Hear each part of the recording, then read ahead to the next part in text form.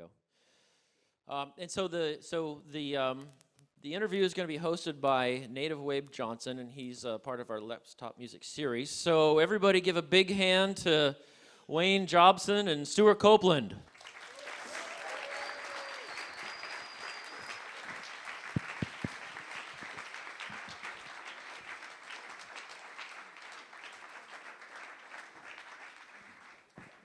Wayne got lost.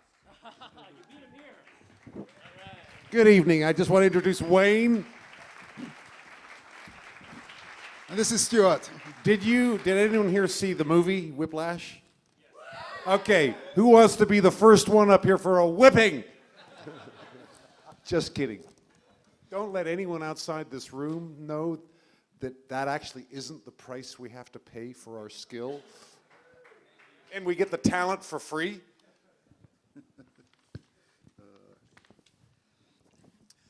Yeah, I'm Native Wayne Jobson. Welcome to Let's Talk Music. And tonight we're honored and blessed to have one of the greatest musicians of all time. Rolling Stone voted him the 5th greatest drummer of all time. Winner of 5 Grammys, sold over 75 million albums, and nominated for Golden Globe. So much great stuff through the years, and the variety of stuff that he's done is just phenomenal. Let's hear it for Stewart Copeland.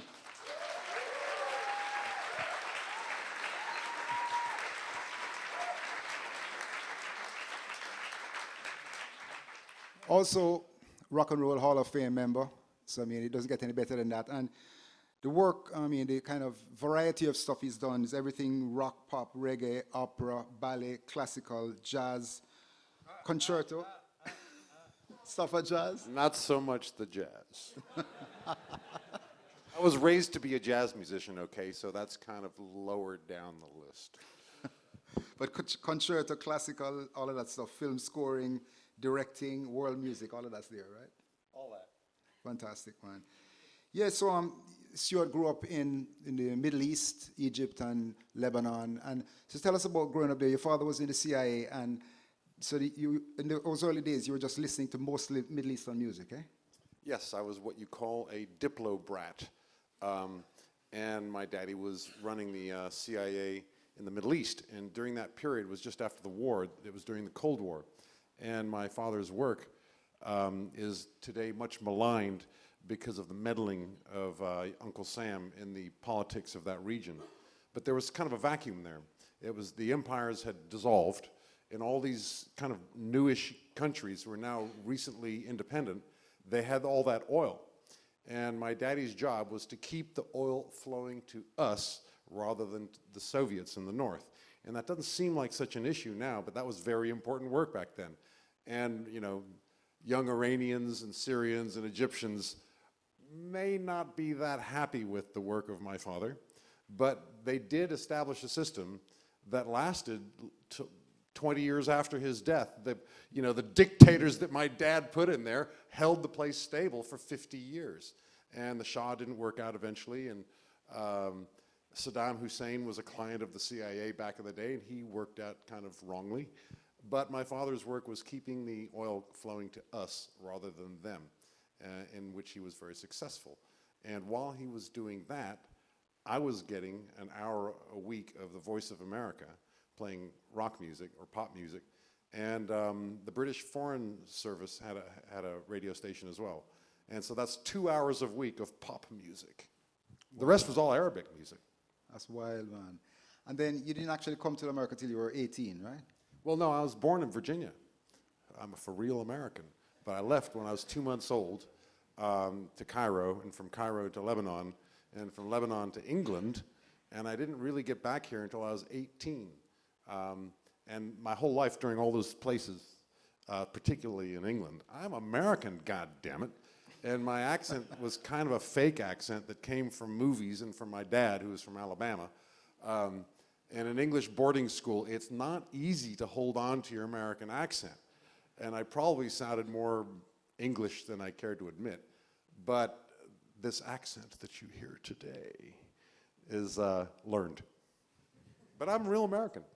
In fact, more patriotically American than most people who grow up in America, because when you grow up American in America, you don't think about being American. You're just like everybody else.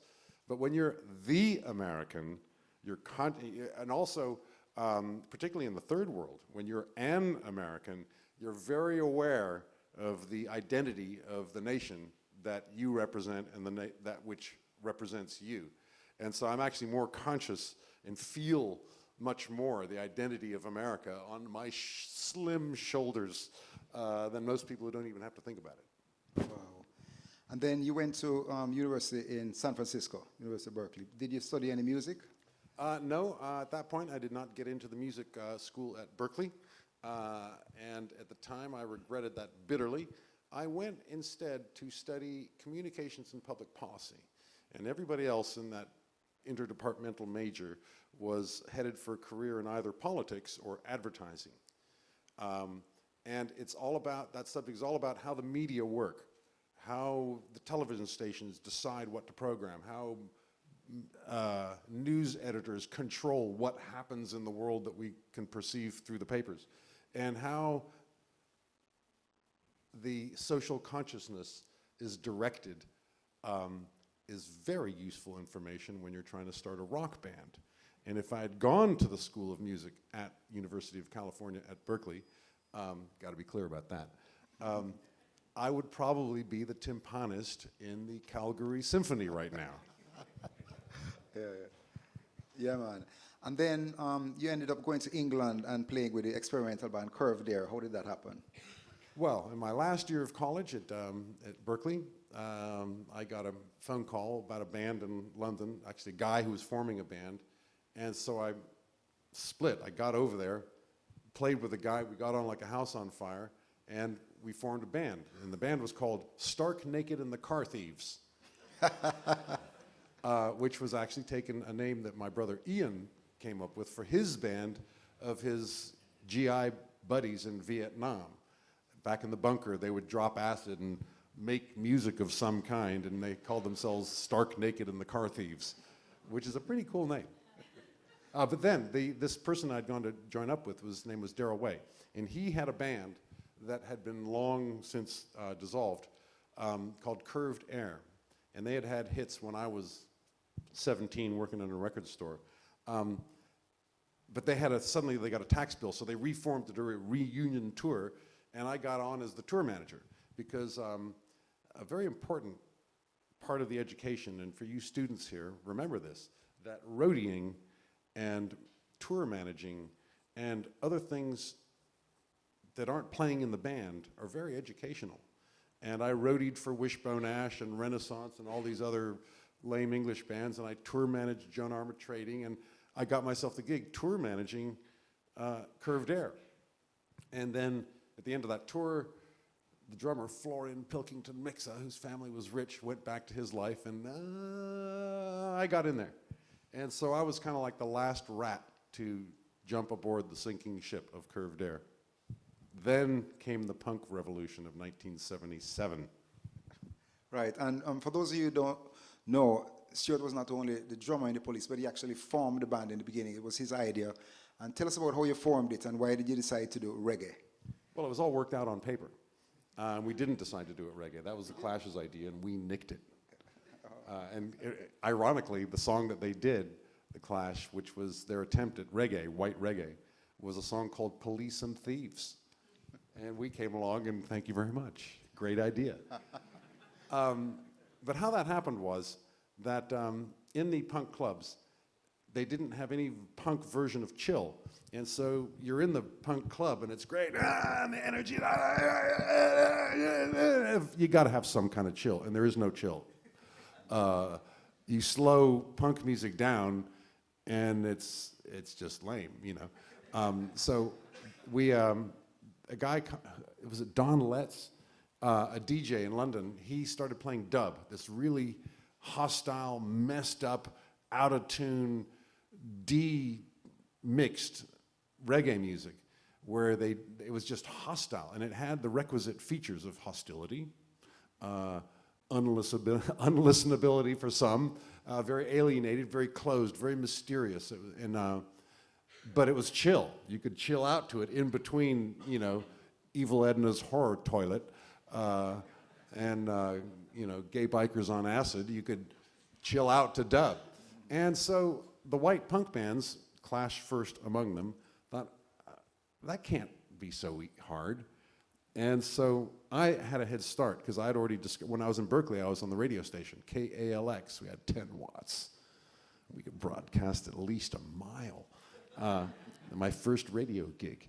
But I was the guy in charge of import music, and I got the Bob Marley record and listened to that. Whoa, you know, the revolution. But it didn't happen, you know, till many years later. But by the time the Clash had that idea, and poor old Topper Headon is going, wait a minute, he's listening, as we all did, listening to it, and said, wait a minute, the kick is on 3.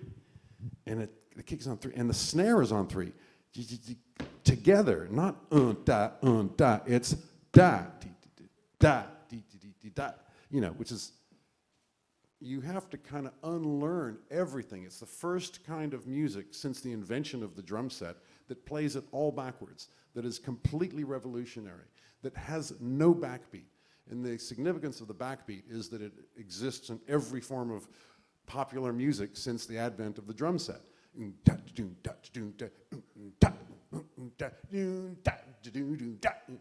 Any kind of music, from Beatles to James Brown to you name it, jazz, everything has that backbeat. For the first time since the invention of the drum set with reggae, it's not there. Just the fundamental building blocks of the rhythm of reggae are the opposite. Everything's back to front. There is no one. What the fuck? You know, that whole instead of one, whereas usually in every other kind, 1, 2, 3, 1, 2, 3, 4. In reggae, there is no one. I guess spiritually, it's all one. One love. Yeah, so Topper Headon figures it out, and he actually technically plays it correctly, but man, he's police and you know, it's hard for him, but I'd been doing that for years. And I had another secret weapon too, which is that Arabic music, the fundamental rhythm of Arabic music called the baladi, which basically means country. Guess where that big drop is? It's on 3. And that relationship with 1 is also a whole. The fundamental, it's different, but the fact that it's upside down, and I had that stuff programmed, I didn't even listen to it as a kid growing up in Beirut. That was kind of just the wallpaper. That was part of the ethnic experience, and I wanted to be American. I wanted to listen to the Beach Boys and the Kinks and the Beatles and the Stones and Jimi Hendrix, and I didn't even pay attention to the indigenous music, but it got in there. So come the day in 1977 when Let's Play Reggae, no problem, I got this. And so we were a little bit more successful at it. So it's 1977, the middle of punk, and most of the people in the band, the musicians, are kind of mediocre, you know, nobody really great. And then along comes 3 amazing players. Do you think that's why? Well, the actually, Police no, there stood up? was greatness, just not musical greatness. And I hear you snickering because you're music students, okay. But attitude and charisma, people like Johnny Rotten, Joe Strummer, and others, Billy Idol, for God's sake, had charisma. Couldn't sing worth shit. But they had the important thing, which was the voodoo. And that's what had been lost by the hippie generation and the music against which punk was a rebellion. They had lost the visceral campfire, anybody can do it. We're here now, ethos. And that's really important.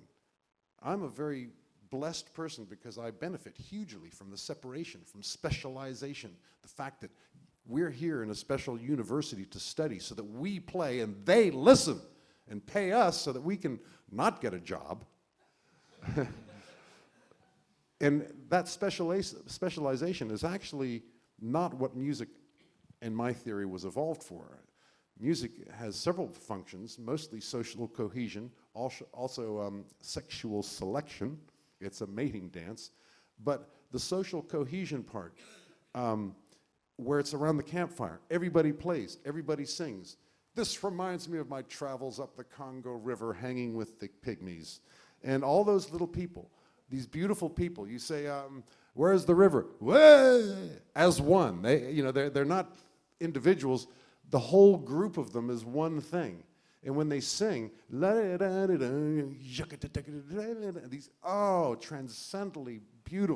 transcendentally beautiful melodies. How did we get onto pygmies? I forget. Pygmies are great. Great, man. And actually at the time when... How did I get onto pygmies? Somebody must remember where this journey began. Wow. Social cohesion, that's what it is, yes. And those people, the music for them is real because they make it themselves. Here, we make the music, they buy it. And that's sort of okay. But punk music was a rebellion against that. It was a thing where, fuck it, I can play an E, A, and D chord, and especially with the guitar hanging down by my knees. And it's about attitude. It's about the real thing, what music really is. It wasn't about like Yes and King Crimson. No, fuck that. It's about Ramalama. Those kids were angry. The music is angry. It's 2 chords. That's all you need. I remember seeing an advertisement for a band called The Adverts. And the other band was The Jam. And the poster said, The Jam can play 3 chords. And the Adverts can play 2. Come hear all 5 of them at the Roundhouse. And we can sneer, as my buddies did, because I was at the bottom of the hippie generation. I was born in 1952. And that puts me at the bottom of the baby boom. And by the time I came out into the world, the hippie thing was rancid. It was old. It was just done. And the bands that had grown up were also artsy, fartsy, and it was all technique, and it was all intellectual. The visceral throb was completely gone. And when the punk bands came up with that as their foremost musical value, it was damned exciting. And the good news was that those people who had been cheating, such as the 3 of us, who had actually paid our dues, learned our instruments, practiced our scales, had those skills to go along with that anger, we did really well with it. But the important thing was not how clever we were as musicians, it was the attitude. So that's important today, and that's something that you might lose in a music school where you learn sophisticated techniques. That's what you're here for. You can't teach that stuff that Joe Strummer was doing. You got to feel it. One of the prime locations where venues that bands play is Wrigley Field in Chicago. And the Police did their first, one of the first things you ever did was a commercial for Wrigley's Gum, and then you ended up playing at Wrigley Fields. You want to tell us about that transition? Well, the 2 events are not exactly connected. I know, but it sounds good. Back in the day, we were a struggling London band, and our singer was married to an actress with an agent. And Frances Tomalty, Sting's wife, was doing quite well, and the agent got one look at Stingo and says, that guy's a movie star. And so she would send him for auditions because he didn't want to act. He didn't, it wasn't what he was doing. He's a musician, god damn it. But okay, we've got a photo shoot for an advertisement, and they need somebody real handsome. So you can go over and make 50 quid. Okay, he had a brand new baby to feed. One of those was a chewing gum commercial for Wrigley's. And they got down there, they dressed him up as a punk rocker, and they said, well, we need a band. And they say to him, you got any buddies? We need a band. So he gets on the phone, and Andy and I come down, and we're trying to look all snarly, and they said, no, they're not wild. I tell you what, let's bleach their hair blonde. Okay, 50 quid. All right. So they bleach our hair blonde. We're looking at the 3 blonde heads looking at each other. That's kind of, and like it didn't wash out or anything. There's no color in there to wash out. It's just sticks of what's left of platinum white hair. And sort of like what I have today. But so we shot the commercial. It was actually kind of a fun commercial. And it disappeared without a trace. And Sting is mortified whenever I like to remind him that we got our look, our famous Police 3 blonde heads look from a Wrigley's chewing gum commercial. Of course, I myself am naturally blonde. I woke up this way. Yeah, man, and then... I got that from my 14-year-old daughter. As well. And then I know with the Police, between the 3 of you, there was a lot of conflicts and tensions. Do you think that great music is created from the sparks of this kind of tension? Well, since those years, I mean, I assumed that that's just the way it was in bands, and I'm good buddies with Rush. They love each other. They go hang out together. They go to movies together. Hey, Neil, what's up? What you doing? Hey, let's, hang. They get along fine. Fish, brothers, happy comrades. No tension in that band at all. They're just each real happy. Wow, it's possible to have a happy band. Turns out, you don't have to be killing each other. But let's talk about that conflict for just a second. The conflict was actually never personal. We've always the three of us get along really well personally. It was only when we got onto the subject of music that we had any kind of problem. And years later, we figured this all out. And I talk about this now with understanding. I didn't understand it at the time. None of us did. We were just screaming at each other. And we had no idea why we were irritating each other so much. And that's because we care a lot about the music. And you have an idea, you want to explore it, but the other guy has an idea and he wants to explore that. And so it's like, who's going to get who's going to get behind the wheel of the band? And so that's a struggle right there. But really, what it boils down to is that we have, Sting and I have very different ideas of what music is for. The music has a very different effect on us, and the way we make music comes from a different part of our anatomy. In his case, music is kind of a salve for his pain. He was born without enough serotonin in his system. He wakes up miserable every day, and he does his yoga, and he writes those songs, and he plays his music to just, it sounds like a Woody Allen movie, but just to relieve the chemical imbalance in his brain. It takes he's just not I wake up laughing. I'm a happy guy. Music for me is a celebration. Let's turn the volume up and dance. And it's a making of noise. It's a shamanistic, let's wake it up. Let's rock. That's sort of what it's for. For Sting, it's for calming down. And the result in his case, it sounds, I hope I'm not coming off as snide or anything, because I'm full of respect. Partly because I understand that that's where those huge songs come from. That's where that musicality comes from. He is the real thing. He plays his music all day. He has got an instrument in his hand, recently that damn lute. And I got to tell you, you may laugh, but it's a beautiful instrument, particularly in his hands. He can pick up any instrument and just something great's going to happen. Okay, he's autistic and not real easy to work with, but the talent that's there, you just want to follow that and see what's going on with that. But I hear this beautiful idea that comes from that painful place in his heart, and just this keening sound of a soul in being tortured. I got a great rhythm for that. Let's rock. And there's a clash.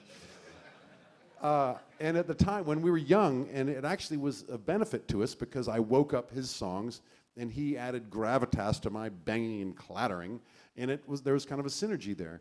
When we grew up and we spent 10 years apart, me as a film composer, him doing his thing, and we came back together and we look at each other, and we haven't had to put up with each other for 20 years. It was really tough for us to do a reunion tour because we just weren't in the habit anymore of compromising. Both of us know how to make music now. I know what a good rhythm for this. I know how to record it, but I have to. And so your idea is, okay, yeah, all right, okay. Playing in a band is not always easy, but sometimes the pain is fruitful. Yeah, man, definitely. And you said that in the early days of Police, you all were like studying Bob Marley and listening to Jamaican reggae. But in Jamaica, people were listening to the Police to try and, because when you did, that is very gratifying. Yeah, man. And when as Sting always gives you credit, when you put that bass drum on Roxanne, it kind of changed the whole face of reggae. Tell us about how the foot drum Well, is it different. was wrong reggae.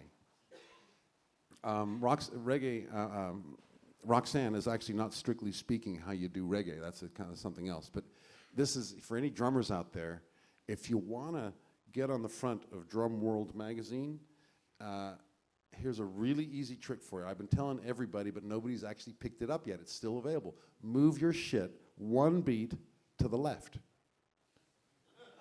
Okay? Roxanne is one beat to the right. That's taken.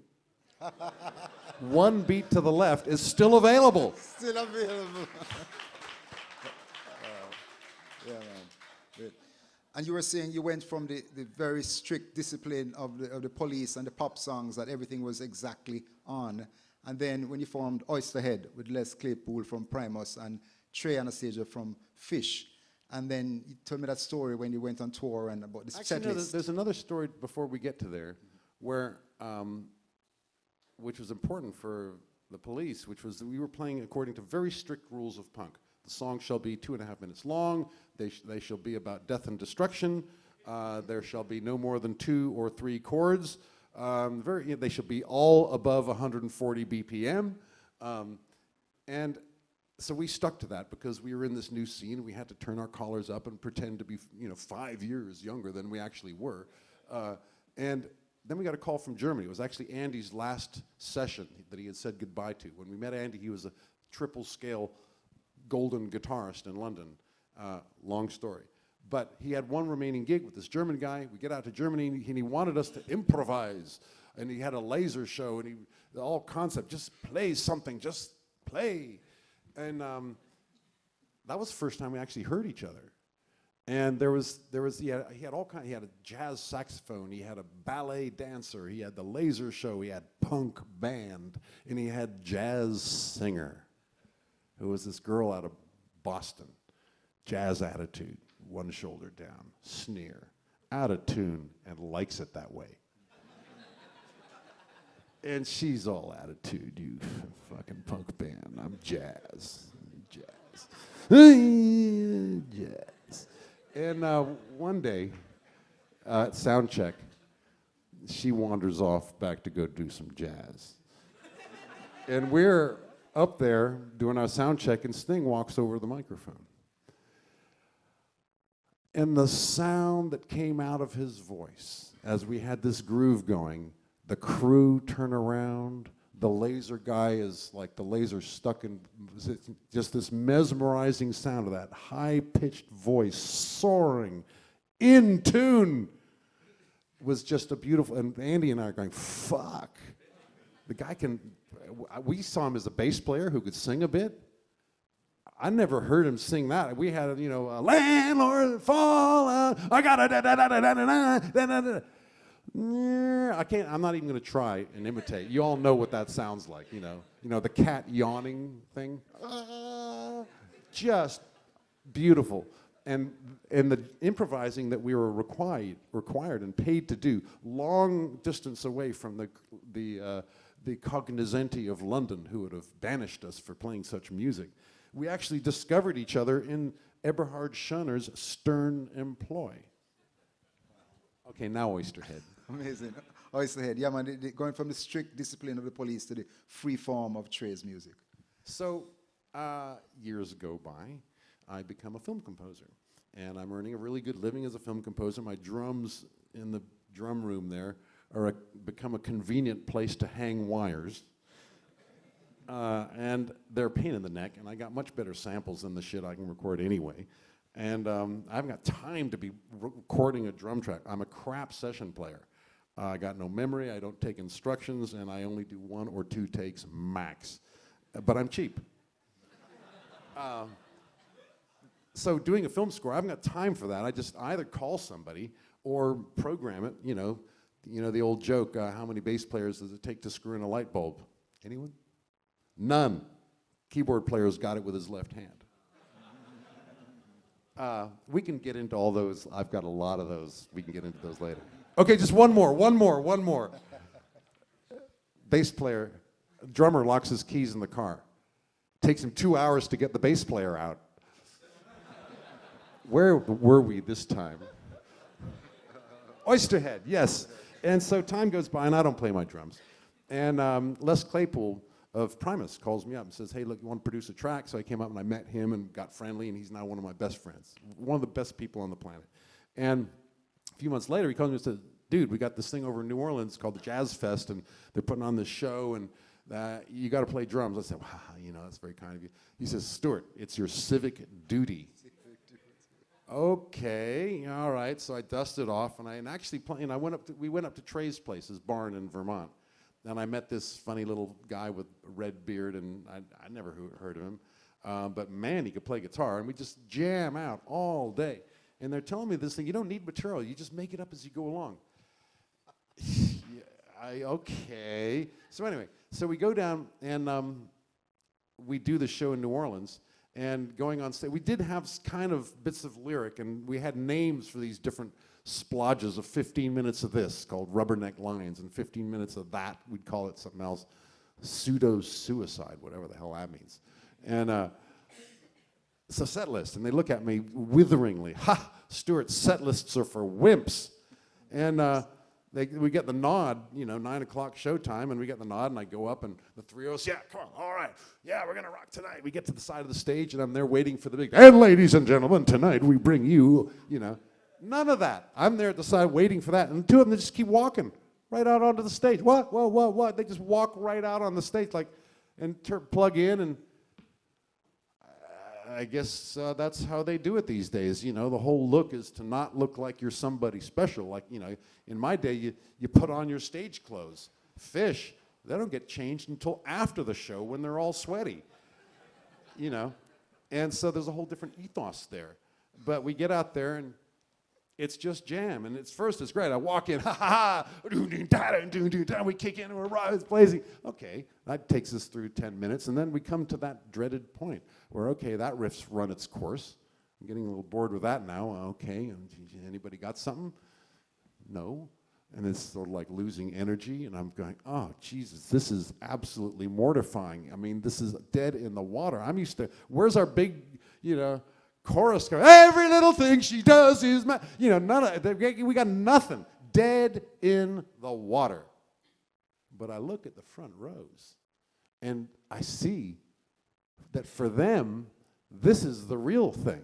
This proves that it truly is unique to this moment, that we're making this up here now.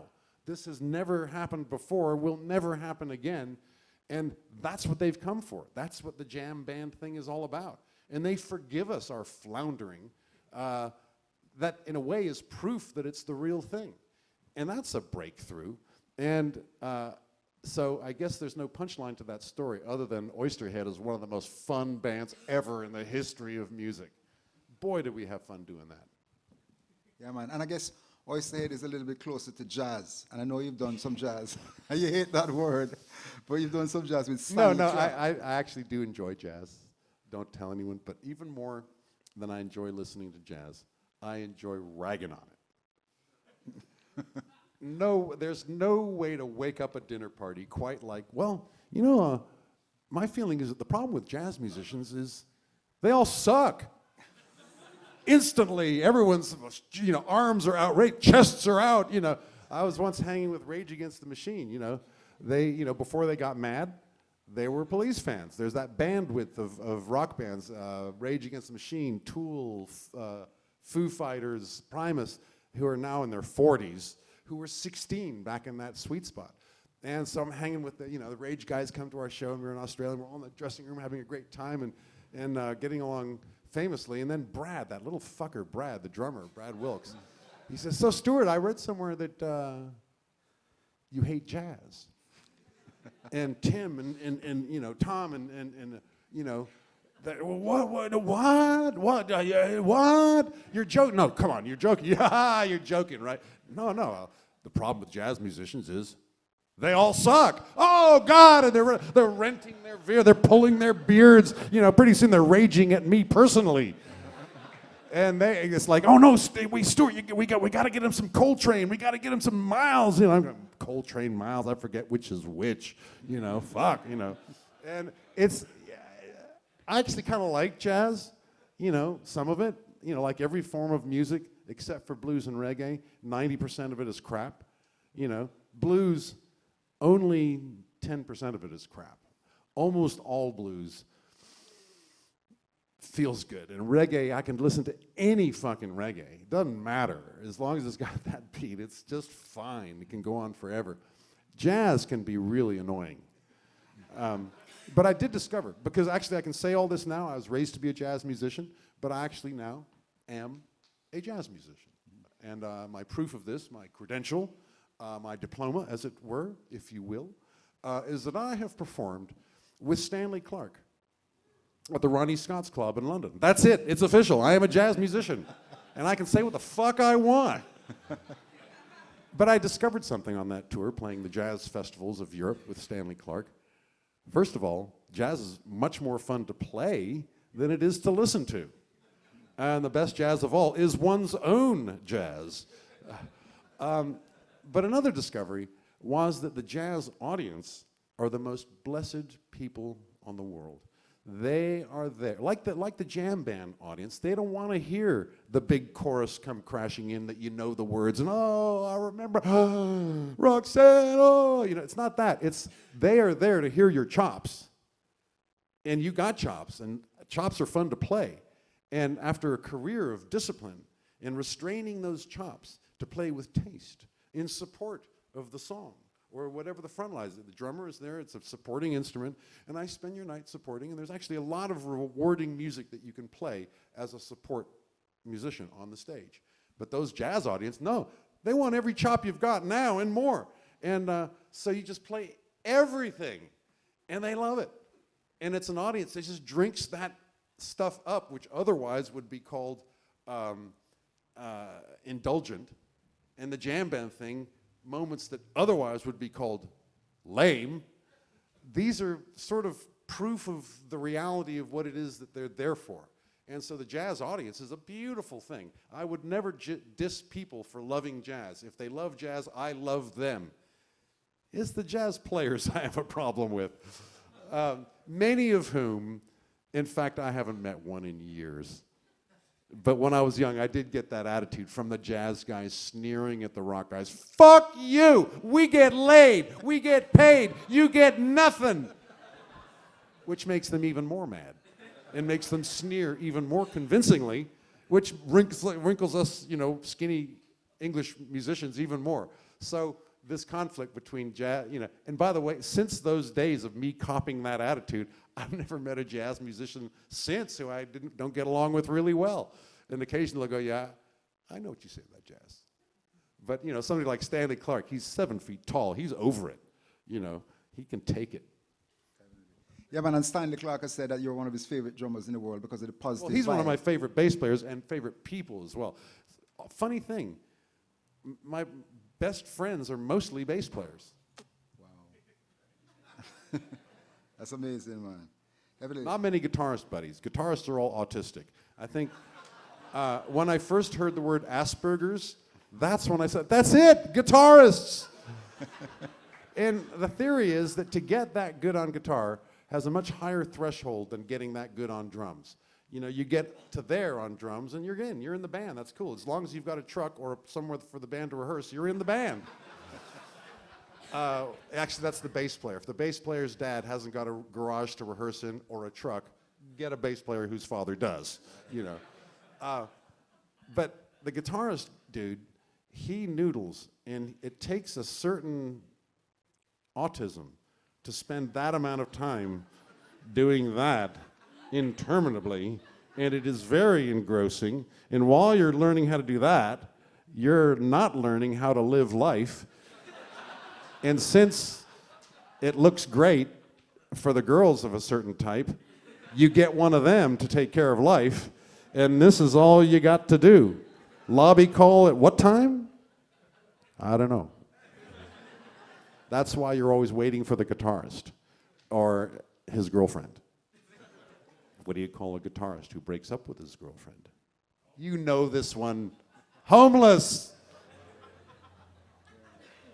So after being voted as the 5th greatest drummer of all time, I heard you say that you don't want any of your kids to play drums. I never said that. I heard it. All my kids play. I have 7 children.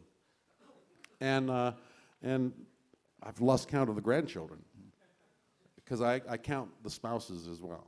I think I'm up to 9 total. Anyway, they all play one way or another. They can all hold some kind of beat. I make sure they got that. And that's all they need. Then they can go on and become rocket scientists. Cool, man. And then, so after all of these years, then you come back with the police reunion. And I heard that you said that at the time you were like a kind of homebody, you know, wearing Gap clothes and all that, and you had to get a whole stylist and everything to put you back into the mode to go on tour with the police. Tell us about the police forming back the police. Well, yeah, it was so far away. It was so distant. And it wasn't just the passage of time. In my world as a film composer, I had to downplay the fact that I was a rock star because they might be a fan of the band, but they got a lot of money in their career on this movie. They don't want some guy with attitude who's, I don't care how many of his records I bought. I want a professional who works for me. So I spent 20 years sublimating all that rock star thing and wearing Gap clothes and driving my kids to school and being Mr. Professional, not eccentric. And basically being a professional. And really enjoying life, by the way, as such. Then, after the mists of time go by, and over in Sting World, he's got a new brand called Sting. And nobody in his world mentions the P word because they're focusing on their new brand, Sting.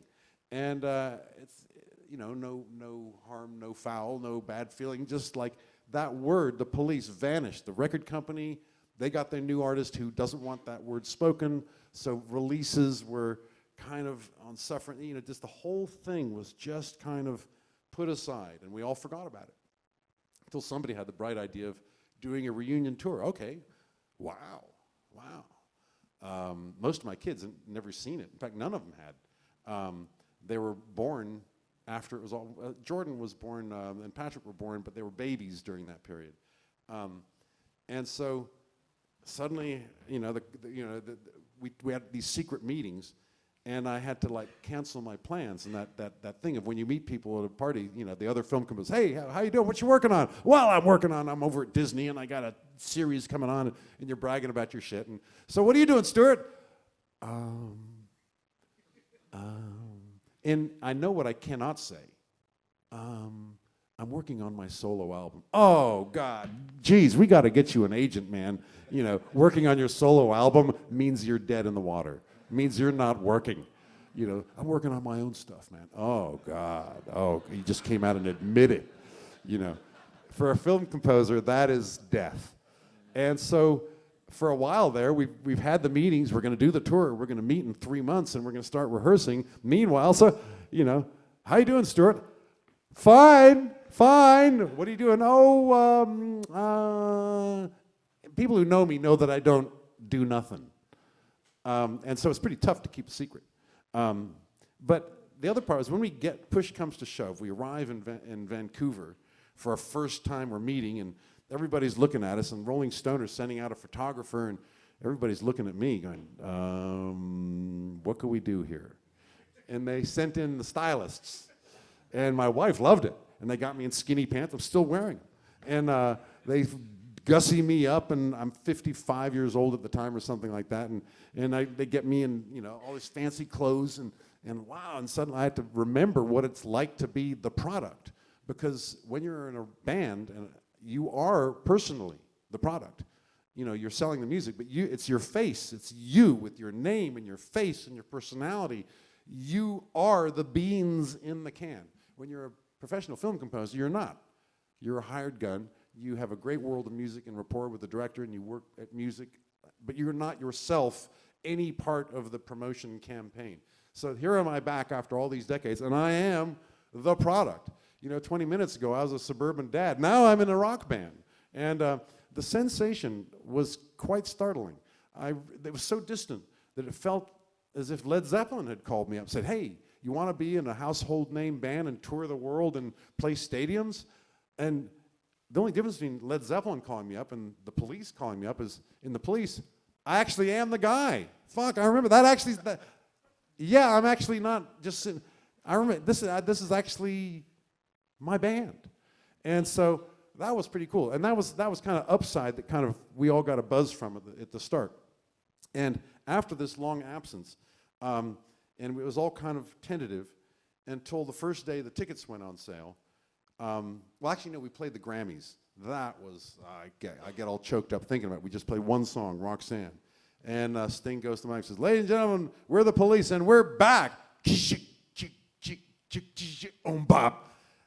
And the Staples Center lit up, and fuck, I remember what this is like. All right, And then we go out on tour in the stadium, 80,000 people lighting up. All right, okay, I get it. This is cool. Hard work. We got to put up with each other, but this is worth it. Those 80,000 people, that kinetic ritual, that electricity that comes to the stage, which the artist reflects back, that shamanism. We get a rhythm going, and you've got this mass of humanity with you. That's quite intoxicating, but really different from being a professional film composer. And the whole chops of being being the product is very different. And you students here are probably headed for one direction or the other. You'll probably have a fling at being in the band, because that's just more fun. But we'll probably end up as professionals of one kind or another. That pays better. Actually, no. Unless you're incredibly lucky, the band thing pays off pretty well. But a better life, living at home, loving your wife and your kids, and shit, I love dropping my kids off at school and living in suburbia and where the birds are happy and the sky is blue and the butterflies flap their little wings. It works for me. So you're talking about jazz musicians not getting laid or not. Did I leave anything out? and not scoring. So let's go from that. Jazz is the last refuge of the talentless. I'll tell Stanley Clark that you said that. You wanted that one. I got a couple more. And then, so going from that, so from that kind of scoring to your film scoring. So you're saying that, of course, you got Golden Globe nomination for Rumblefish with Francis Ford Coppola, and then the, all of the different you've done like 60 movie scores. So tell us what it's like, the difference between working with 3 people in a band and 90 members of the orchestra. Well, in one sense, when you're in a band, you're all boss. And you decide what you play, you follow your instinct, collectively, you're totally the boss. Nobody tells you what to play, except each other. And except each other is the catch. Because each other, they tell you a lot about what you play and don't play. So the band, you're the boss, except each other. Okay, now in film composing, you're not the boss. You are not even an artist, you're a craftsman. The artist is the director, and you're assisting him realize his artistic vision. They pay you a lot of money for that, and you've got to be really good at it. And you're not deciding where you want to go. He's deciding where he wants the drama to go, where he wants the music to take his viewers. And so it's not about being the boss as far as the entire enterprise is concerned, but when that director leaves the room, I'm the boss. I don't have to negotiate any music with anybody. We're going to play G now. Fuck it, we're going to play A now. No, we're not going to play any key at all. I'm going to play a drum solo. And you're the boss. Of course, I got to sell it to the director, but he's not a musician. He's not going to tell me what I wanted a D there. No, he just wants to feel happy there, or sad there, or happy sad. Or actually, there's kind of a happiness with a sadness, and then a sort of a foreboding with an underlying doom. And okay, I can do that. And so the film composer has to go places where an artist would never go. A film composer has to do that specific thing.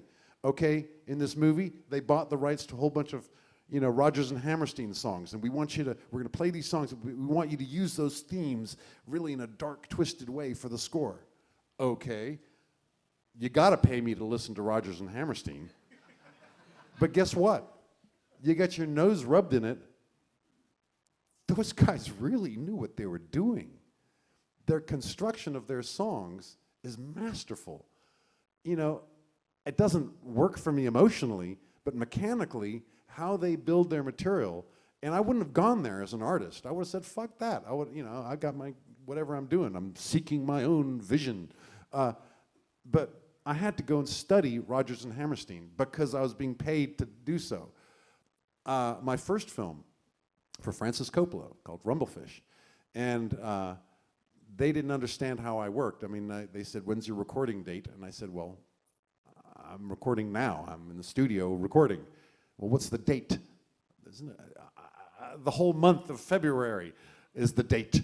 And because they were thinking, when's the orchestra date? Okay, the composer writes the music, he plays it for the director on a piano and sings it. Okay, it kind of goes like this, la, da, da, and the director kind of, okay, I guess that's going to be great. And they go to the scoring stage on a date, and they record the music right there. They put the charts on the stand, count it in, that's the score, done. And that's not, I didn't have any concept of that. I'm a rock musician. We lay the drums down first, and then the next day we start building, we build tracks. And so one day, Francis comes to hear the music with all of his grown-up crew, all the same people he made The Godfather with and all of his big films. And they all come down, and since I didn't know how you're supposed to do a film score, I had to make it up.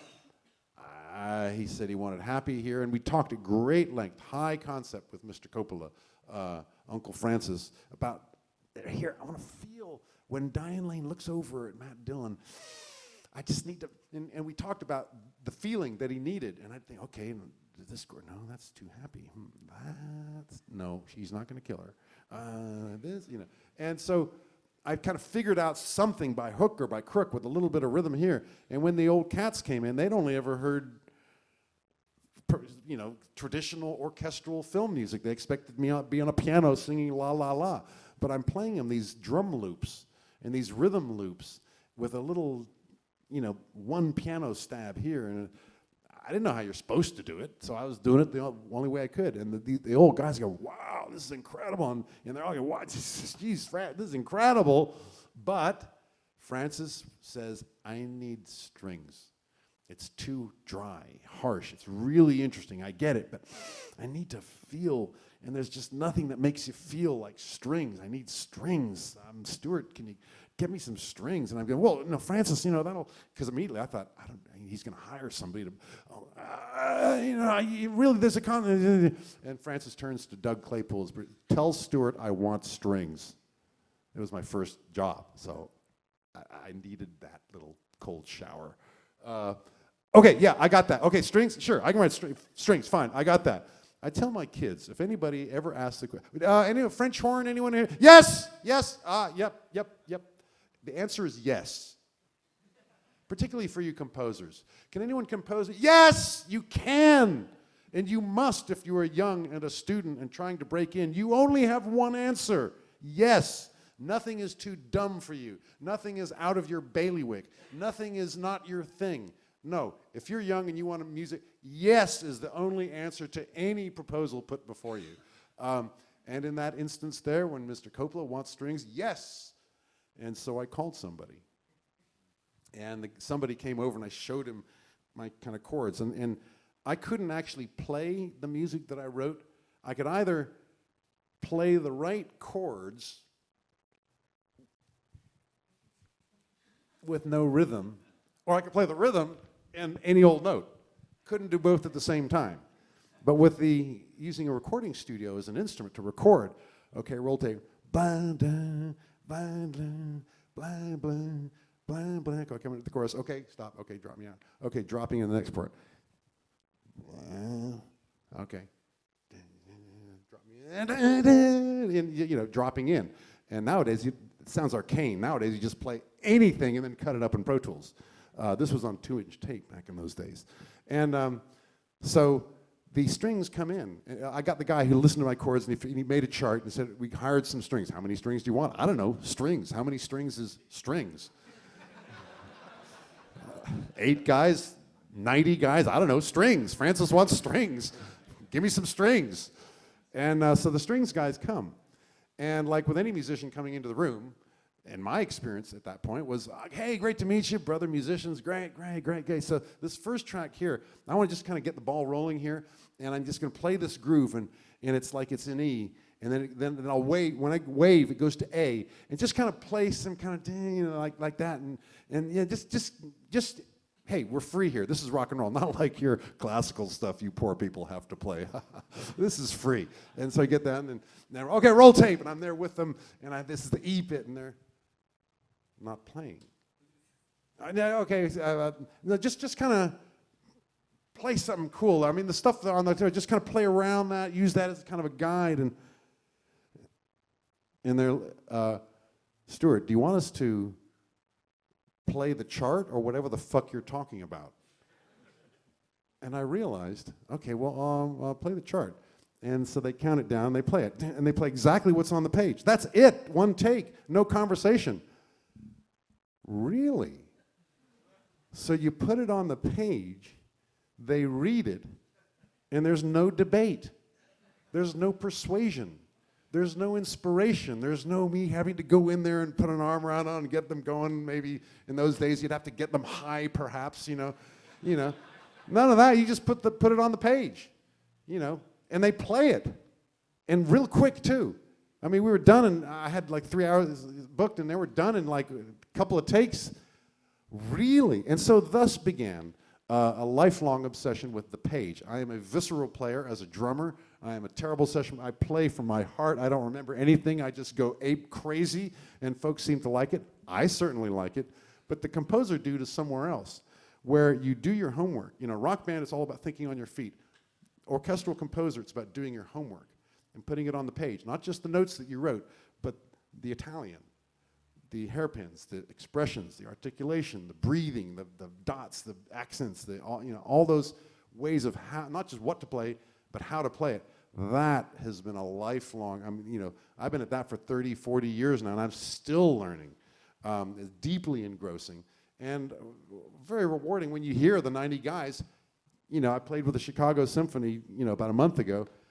We had a rehearsal in the afternoon, 2 hours with 90 guys. They're looking at a chart for the first time, and a show that night, 90-minute program. A little scary, but they were word perfect all the way down. Just between you and me, a little bit of wisdom. I'd prefer provincial orchestra in 3 rehearsals rather than the mighty Chicago Symphony on 1 rehearsal, but you get my point. You put it on the page, and there's no persuasion, no negotiating, no coddling. They play it. So to the extent that you learn how to put it on the page and understand what it is that they see when you put that symbol there, what does the violin see when you put that symbol there? How does he read it? He actually reads it differently from the brass player. And when you at the end of a whole note on the strings, they're gonna play a hairpin at the end of it, and unless you tell them not to, they're just gonna do that. You don't need to put a hairpin, they're gonna play a hairpin. And you learn these characteristics of the different choirs of the orchestra and how to put Italian on the page so that they'll do what you want them to do. And they just do it. And it's worth learning that language because you do your homework, you create your great work, flop it on the stand and count them in. Better than 6 weeks of rehearsing with a rock band. Yeah, man. And the project Stewart is talking about with the Chicago Philharmonic Orchestra was he did the silent film Ben-Hur from 1925. He scored that. Tell us about the story of scoring Ben-Hur. You've all heard of the film Ben-Hur, no doubt. Well, before the Charlton Heston version, there was another version 40 years previously. In 1925, the film was a black and white film, silent. And it really does make the Charlton Heston film look like kind of an art movie. It's colossal. It's not a cast of thousands, it's a cast of tens of thousands. And without CGI, there's an effect of when you see all these thousands, tens of thousands of people fighting a battle in the sea, and the ships are actually on fire, and people are jumping overboard, drowning in front of the camera. There's a buzz to it that you just don't get from CGI. The film is just huge. The long story is sort of as short as I can make it, that I was hired as a composer for an arena production of Ben-Hur. They're going to do the race, do the whole book live in an arena, sort of like a tractor pull, only with chariots. And they hired me to write the music, and I wrote the music, and the show opened at the O2 Arena in London, played around Europe. It's a huge show with underpaid Ukrainians, horses, battles. They did the pirate battle right there on the floor. Really a huge show. The lights, the smoke, the elephants, the elephants, we actually never did get the elephants, but a lot of horses. And the show ran its course, and I always liked the music that I'd written for orchestra. And I figured I'd do a show, and I got together a program, and I thought, have some images of chariots maybe. And then I discovered this movie, the 1925 black and white Silent. And all my career I've spent dodging dialogue, dodging sound effects. Those bastards at the other end of the SSL with their sound effects, you know. And I'm sneering at them. Nobody ever sings the bomb explosions. And at the other end they go, fuck you, this is a war movie. So this is a silent movie. And so the movie is 2 hours and 40 minutes. And it took me 2 years to get the rights from Warner Brothers, but I got the rights to use this movie and cut the movie to my music and my music to the movie and cut it down to 90 minutes. And we dug out, when I got permission, we went down to the vault and dug out this 80-year-old celluloid from deep freeze. And it took 10 days to defrost it. And this old lady, this venerable old lady coming out of the cans, the first time she's been out of her cans since the 60s when they shot it to video, which is a crap medium. You know, to get it out and to telecine it, you know, onto a computer with really high def and really high, wow, the movie I'd been looking at and working with was this crap video version. The original movie was stunning with all the scratches and stuff. So I spent about a year cutting this movie into 90 minutes and my music to the thing, but also curating the film. You know, one scene, there's a jump cut, you know, and shutters, and I slow it down and look at that. There is a perfect fly right in the gate, fried, frozen forever, on frame 5,942. There's this fly. I swear to God. It's in like all these little kind of artifacts on the film. Each camera had a different frame around it, so the frame kept changing. And it's kind of, you know, all kinds of things I had to do to kind of cure the movie. The black and white was now kind of gray and white. So I had to get out my filters on Final Cut Pro and tweak the blacks and whites and, you know, it was a real labor of love just creating the visual aspect of the film. And boy, when it was done, it was just stunning and beautiful. And I had a 90-minute score for full orchestra. And it was premiered by the Virginia Festival Orchestra, which is actually, don't tell anybody, but it's actually the Virginia Symphony. And then the Chicago Symphony picked it up, and I'm playing it in Paris and in Luxembourg, Pittsburgh. It's a show, they're kind of rare. I'm booking through 2017. It's a fun show. Me on my drums, big-ass orchestra in this gigantic film. Wow, amazing stuff, man.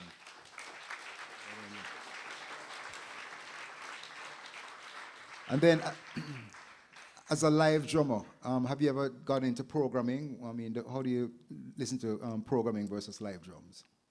Oh yeah, I program rhythm for all my film scores. I never played. Yep. Occasionally, I would call John Detty or Greg DeBellis, who dies out. I'm the guy Stewart calls. You know, he can't even figure that out.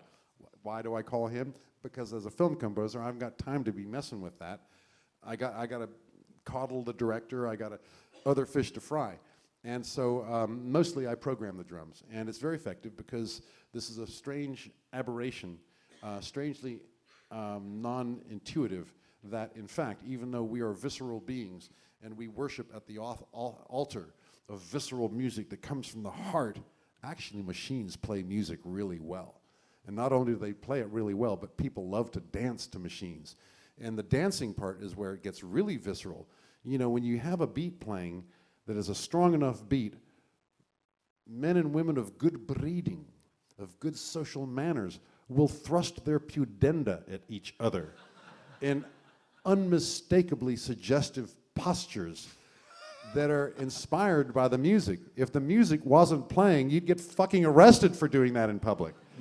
And so the throb that causes people to be able to perform this bizarre body language is the throb. And you and I, we all know in here what does that the best, an electronic pulse.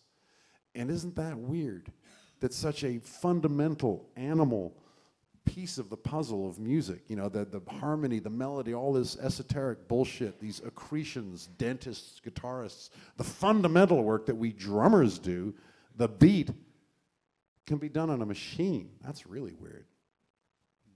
Yeah, man, and you say sometimes... Let me talk about that pulse for a minute. You know, you read, you know, you watch your National Geographic nature channels, and there's documentaries there about big-ass silverback gorillas, the big primates, and they're our nearest relatives. And when they want to show their genetic superiority, the suitability of their genes, they bang shit. They rustle trees. They make noise. And it's about the volume. And the volume is a clear indication to the female of the species that we're in the presence of good genes. The boss man, she wants to have the boss man impregnate her, and the boss man is the guy making all that noise. And so drums are really, that's really what drums are, the rhythm of music, the pulse, the bang, the wallop of it, the aggression of it, the assertion, the adult maleness of it. Is, for me, I got into drums when I was 12. I was a late bloomer. I had no hair on my chest. And for me, drums were about hair on my chest. My squeaky little voice became a manly roar when I'm playing the drums. And so it was a yearning for adult masculinity that drew me into that loud drum set. So the fundamental of music is that rhythm, that volume, that pulse, and all your harmony, and all your melody, and your singing, and your lyrics coming out of a rhyming dictionary. That's all extrapolations to the important business that we do as drummers. Definitely. You're all dentists. Not you people, because you're all drummers, right? How many people in here are drummers? Wow, a lot. Not most. I'm very gratified by that. Welcome, all you non-drummers. We love you, and I'm sure you could be drummers if you applied yourself and paid your dues. You all saw the movie, right?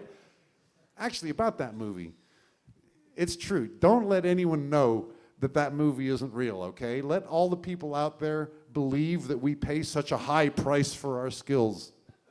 And don't practice the way that guy did. That thing where he goes off woodshedding, faster, faster, faster. That is so the opposite of how you practice. To get fast, you play slow. That is just, it sounds like white bread or something, but that is fundamental. To get the speed, play slow, because what you're learning is the exact balance of the stick, and you practice it doing it right. Your hands learn how to do them absolutely evenly because you're focused on that. If you go like that, you're teaching yourself wrongness. And so to achieve speed, practice slow. That was the only thing I didn't like about the movie. In fact, I love that movie. It's a great movie. Speaking about volume, sometimes you actually sit in with the orchestras and play drums, and you say you have to a whole different level to rock and roll. None of that primate bullshit with the orchestra. No, no, no, no, no. Because something that most people don't appreciate, because when you see an orchestra, it's magnificent, it's huge, it's this giant orchestra, wow, just fills the hall with sound. And a rock band, same thing.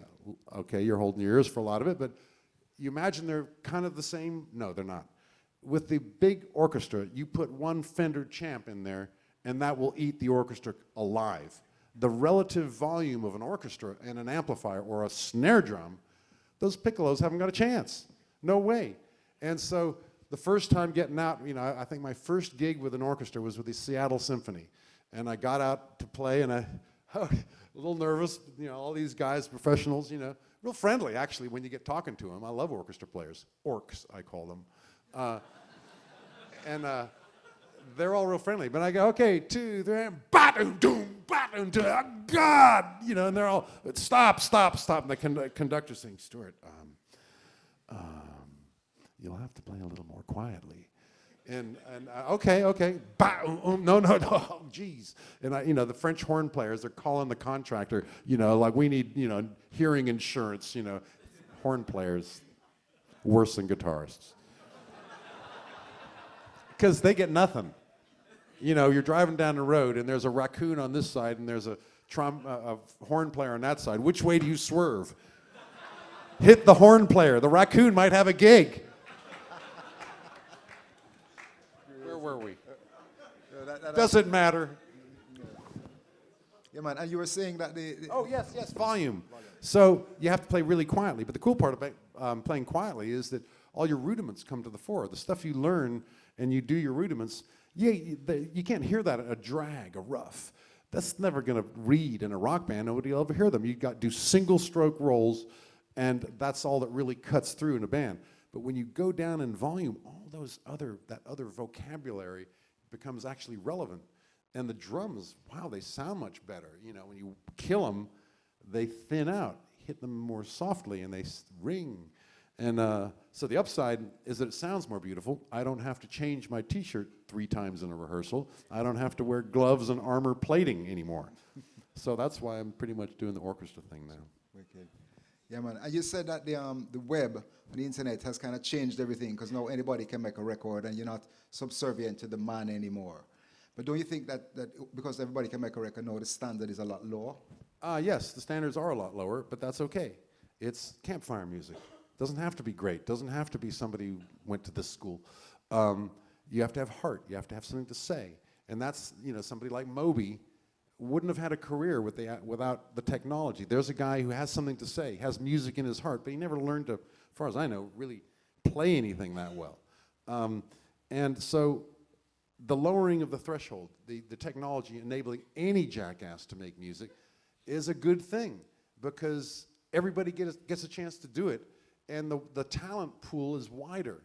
And sure, there are those guys who practice and stand out as noodlers, but you know, with technology, you can create music that comes from your heart without a lot of training and paying a lot of musical dues.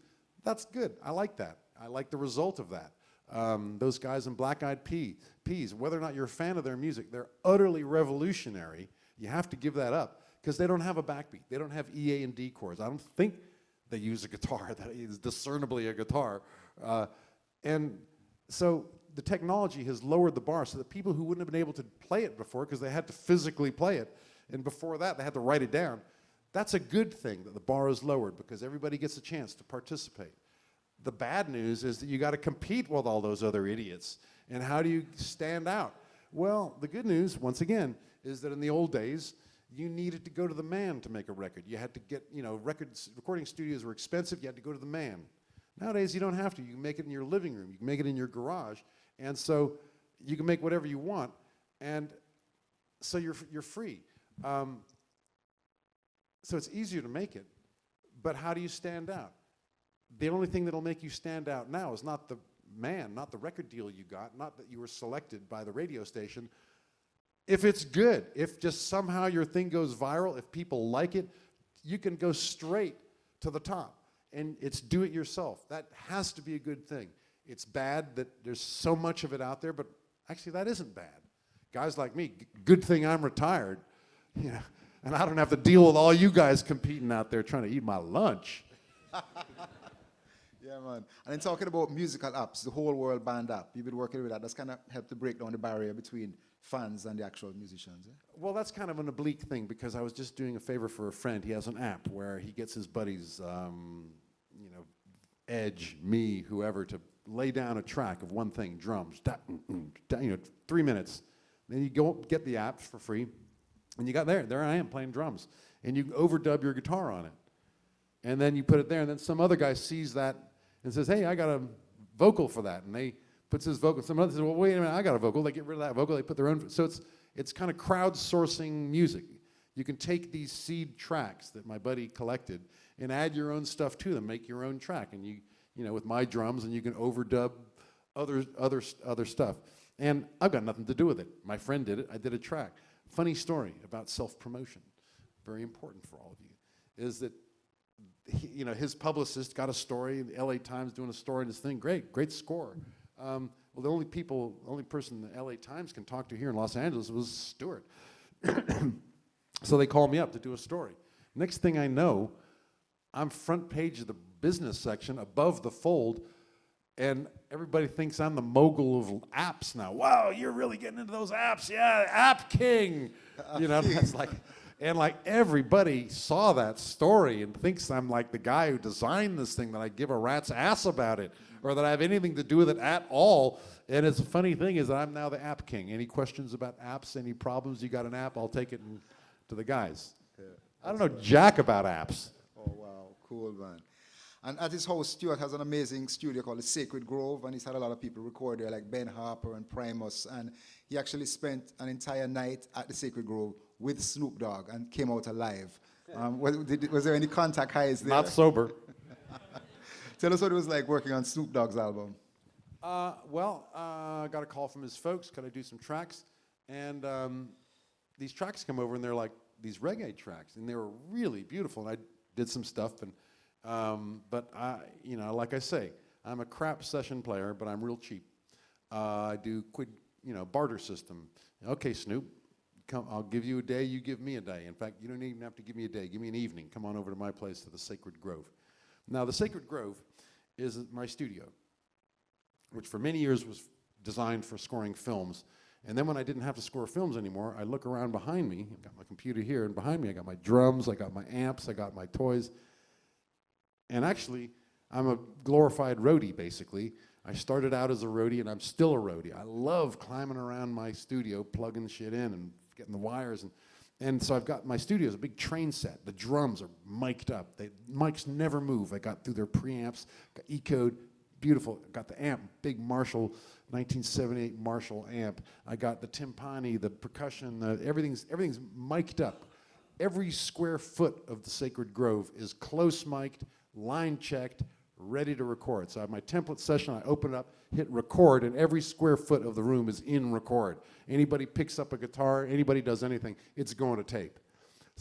And also I got 6 cameras around the room with 6 hours of memory. So the doorbell, my buddies come over, the doorbell rings, I just turn on all the cameras, and the other night Neil Peart and Danny Carey came over. Drum hell. And just lit it up, and I'm right now cutting a little movie. So we jam and have a riotous party. And in the case of Snoop, he came over, 10 o'clock p.m. call. Okay, be there at 10. 11 o'clock rolls around, 11:30. 11:30, 2 limousines are spotted on my road. Cool. And so I turn on the cameras. Half an hour goes by. Eventually, I was expecting, I need more microphones. He's going to bring his whole crew up here, and we're going to rock. And eventually, he comes in with just one guy, this big guy. And he comes in, he's real quiet at first. He's very tall, very nice, very gracious, very polite, and he picks up a guitar. He's not a guitarist, but he kind of, cool. And he picks up something else, and pretty soon he gets over the Hammond, and the trombone,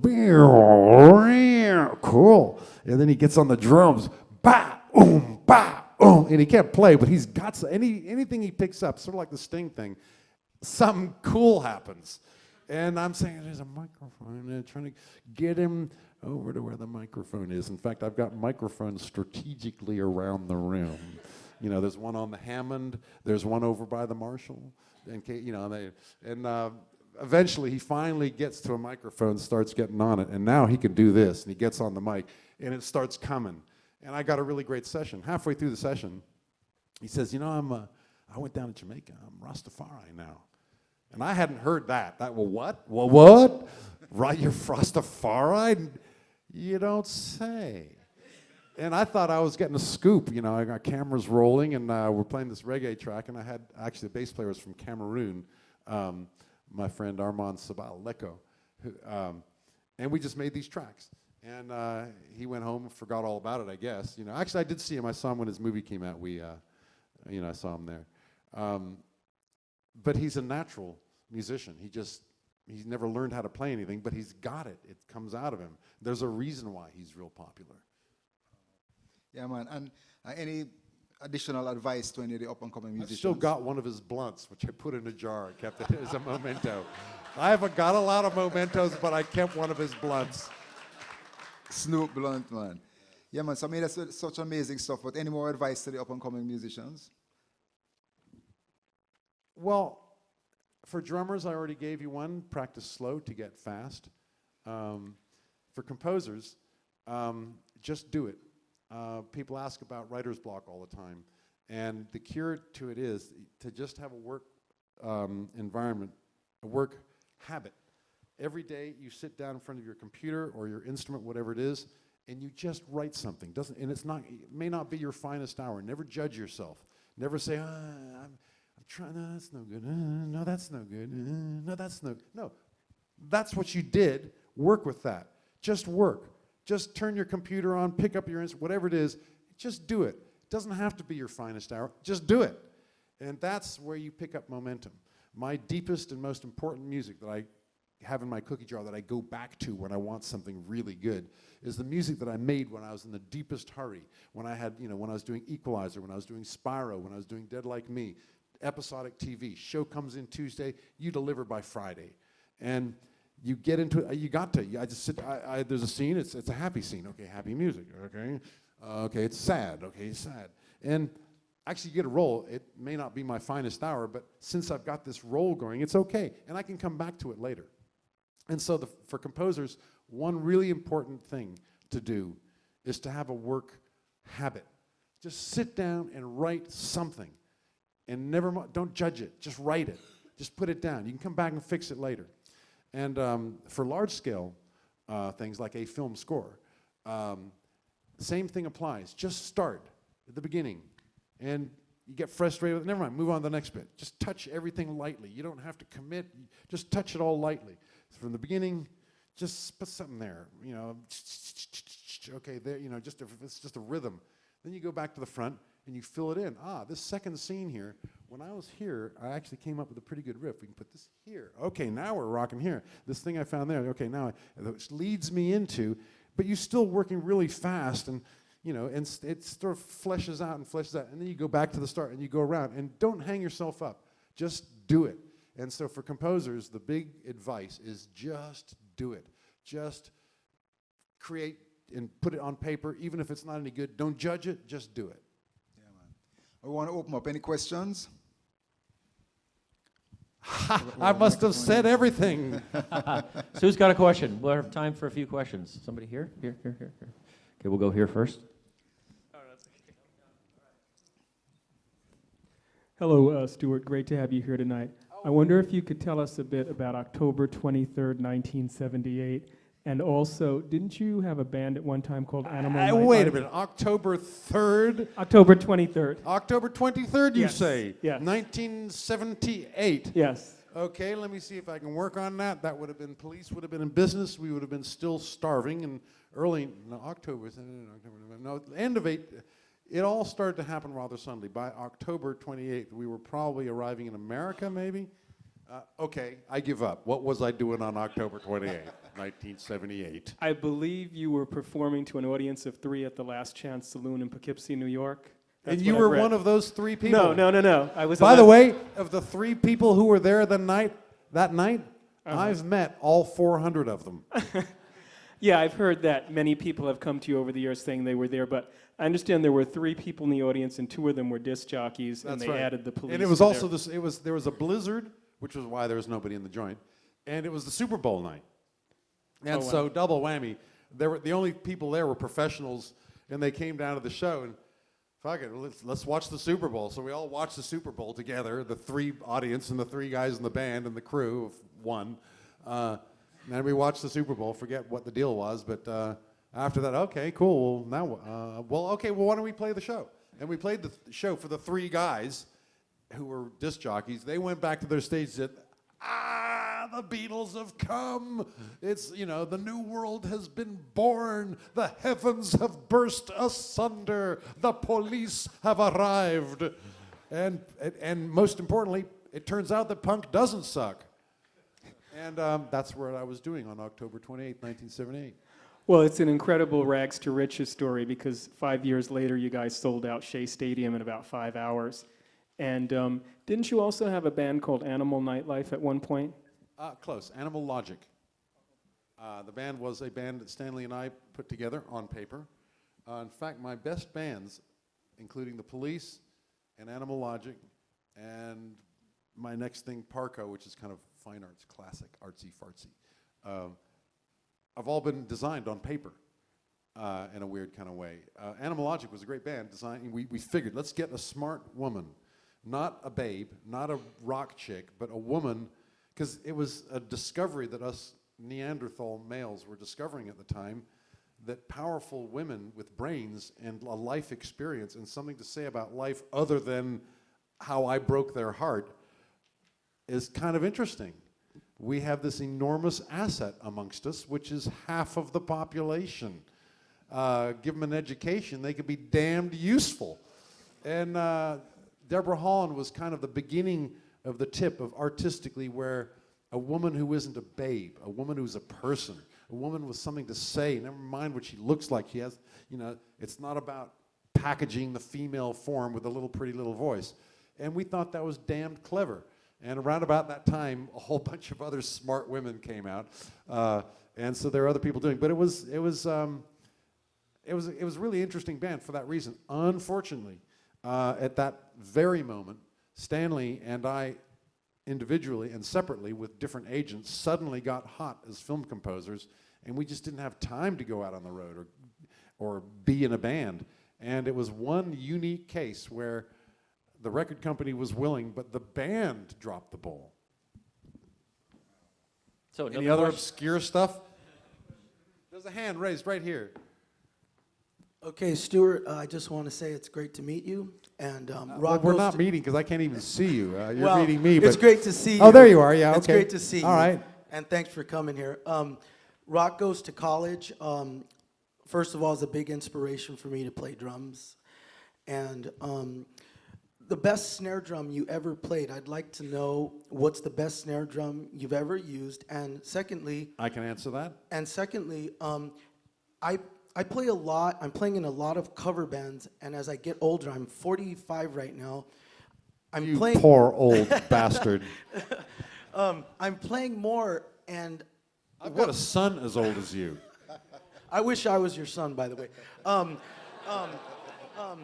What advice could you give me as I'm going? I'm playing every weekend, and I'm finding I'm improving, but I just would like some more advice on how to improve more as I'm going, because I'm getting into it more. Practice slow and listen. That's the other thing, is listening. And the difference between a good groove and a not good groove is how closely you are listening to the rest of the band. Particularly drummers. Singers can get away with it. They're singing their song, and they just hope that the band is somewhere in the same ballpark. Drummer is nothing unless he is the unifying principle. And to be the unifying principle, you are constantly listening, and you're not thinking about what you're doing. You're thinking about the environment you're in and how you knit it together. And you're listening. You're not yourself. You're everything. When you're practicing, you're completely focused on yourself, on your hands, on your technique, and you're listening only to yourself. When you're playing music, you're not listening to yourself. You're outside. You play music outside of yourself. You're outside the instrument. Your mind isn't here thinking paradiddle.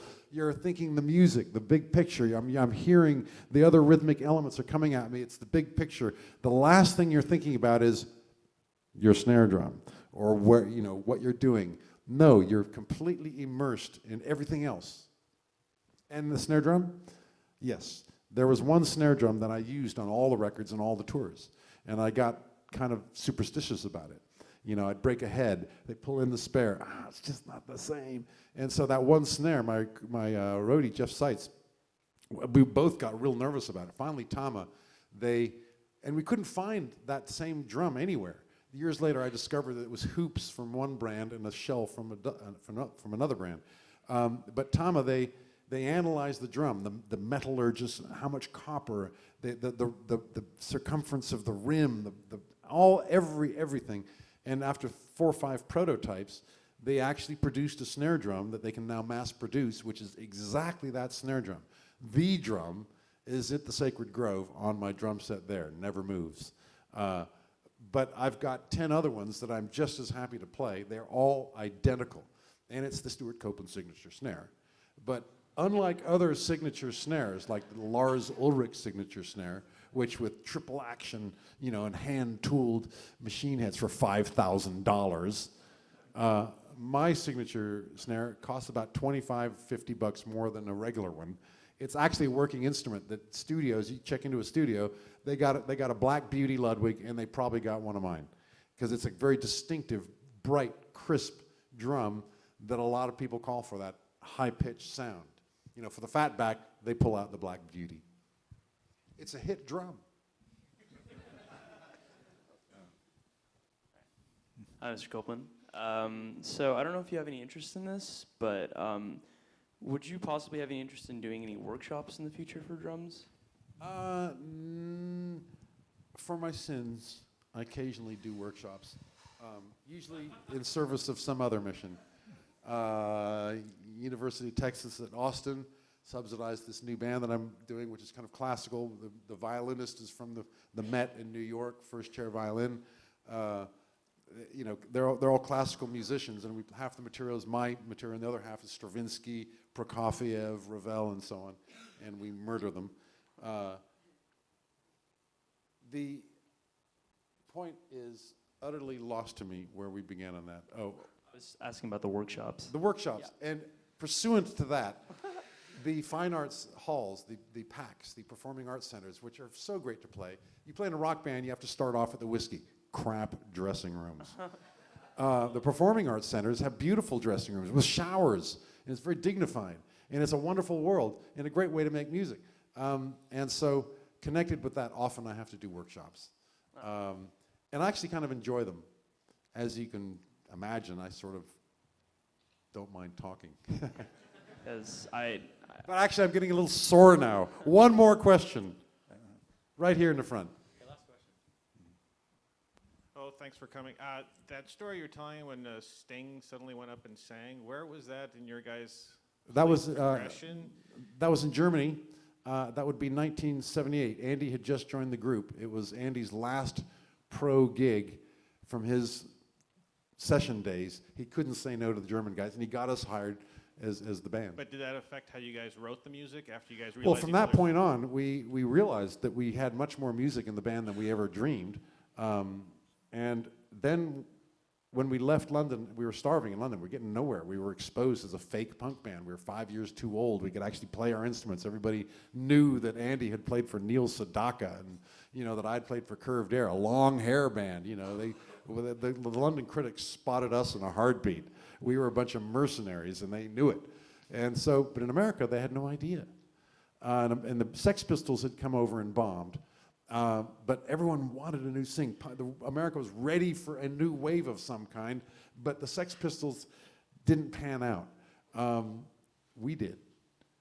And so when we came to America, also, we were allowed to improvise. We had to stretch our skinny material over 3 sets sometimes. And so we had to jam to fill it up. And that's sort of where the Police sound came from that time in Germany when Eberhard said, "Just play!" And the jazz chick. Oh, I remember the jazz Clark chick. Kent ever make a comeback? Every 5,000 years he comes back, circles around. Yeah, man. Folks, it has been fun talking to you, Yeah, man.